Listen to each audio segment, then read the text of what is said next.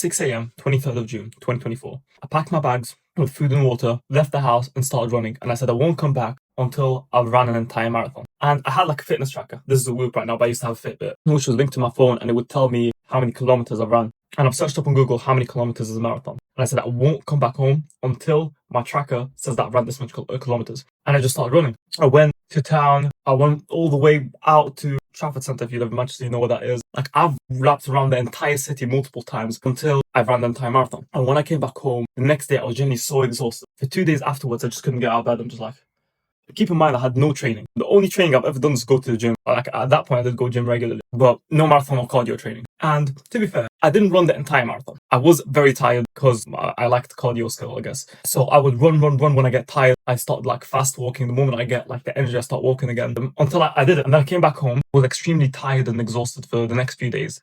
I genuinely couldn't do anything. Like, I wanted to do work and I'm just like I felt like I didn't sleep enough, even though I did. It's genuinely one of the best sleeps I had in my entire life. I slept like 10 hours and I woke up as if I didn't sleep a single second. And then, exactly 6 days later, on the 29th June, by the way, if you want to know how I got the exact dates, it's because I went to the Fitbit app and I went back all the days until I found the day I did the marathon, because it shows me how much kilometers I ran. But by this point, I told my friends that I did. One of them was like, if you do it next time, I'll join you. So he did. I said I'd start running from my house and he'd start running. We'd meet in the middle. And we lived pretty far from each other, but it was okay because we had so much kilometers to run. We ran and we carried on running when we found each other, running until he said he started getting a headache and he couldn't do it. Like, his head starts hurting and he was like, oh, no, I couldn't. And at that point, he still like nearly reached half a marathon and he couldn't do it anymore. Bear in mind, he didn't have training either. And he went back home and I'm there tired and I still carried on running. I was like, oh, if I start going back home now, I should have finished kilometers by the time I get back home. I went back home, still haven't finished it. And I said I wouldn't come back home until I did. And you don't understand how much weight I lost during that period because most of my day would be spent running. So I didn't have enough time to eat. I'd only eat dinner when I come back. I try to eat wherever I can and I go sleep. And then this was 6 days after my initial marathon. And 7 days later, so this all happened in the span of 2 weeks, 14 days exactly. And I'll tell you exactly why I decided to do this as well. 7 days later, my cousin decided to join me. And we start running.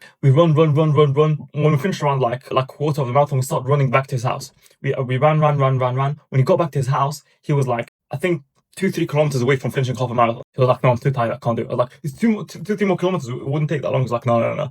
He went back home. And I started running until I finished the third one. That was the final one. And that happened, like, I'm 18 years old right now. And this happened 2 years ago. So I was 16 at that point. That year, I was sitting my GCSEs. My initial GCSEs, because I was homeschooled. I decided to split like 3 GCSEs in 1 year, 3 GCSEs the year afterwards. So the first 3 GCSEs were maths and sciences, which count as 2 GCSEs. When I was doing GCSEs, it was genuinely extremely depressing. It was so hard. And keep in mind, at that point, before the summer starts, I broke my leg. What happened was, I won't get detailed into it because it's a long story, but I was playing football with a whole group. Someone kicked my leg. My leg stopped moving. Like, I genuinely couldn't move my leg. The hospital, the NHS was horrible. They didn't do nothing about it until it healed on its own, which is crazy because if it healed in the wrong way, it would be permanently damaged. But it didn't. Apparently, it was just a chip in the bone. And like, every time I'd get out of bed, my entire leg would turn yellow. And I would only get up to go to the toilet. Like, that's how bad it was. So it was genuinely a depressing GCSE period. I was revising regularly, pretty much every day, and I had nothing else to do. It was just revision. And when I'm not revising, I'm just lying down on bed because I can't get up because of my leg injury. I decided that after GCSEs finish, it's going to be a new chapter, and I want to start it. I don't want to transition that period by doing something insanely crazy. And at that point, I didn't know what something crazy would be. Until I started thinking, I was like, how about running a marathon? That would be an insane thing. And I searched it up. It was such a small percentage of the planet has run a marathon. And after I finished my 3 marathons, at the beginning, I only planned to do 1 marathon, not 3. That was decided later. And I searched up how many people on the planet did 3 marathons in their life. And it was such a tiny percentage. It was 0.01 or something like that, which is 1 in 1,000, 10,000, I think, which is insane that I've achieved something like that.